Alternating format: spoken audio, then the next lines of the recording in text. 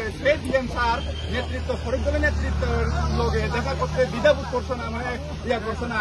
আমরা এটা মানি না যতক্ষণ পর্যন্ত ডিএম স্যার স্যারকে এখান থেকে গুমতি জেলা থেকে বহিষ্কার মানে না করা হয় আমাদের আন্দোলন করবো। এই কারণে আমরা এখানে তালা দিব। দরকার হয় আমরা যতক্ষণ পর্যন্ত ডিএম স্যারের ইয়া না হয় আমরা এখানে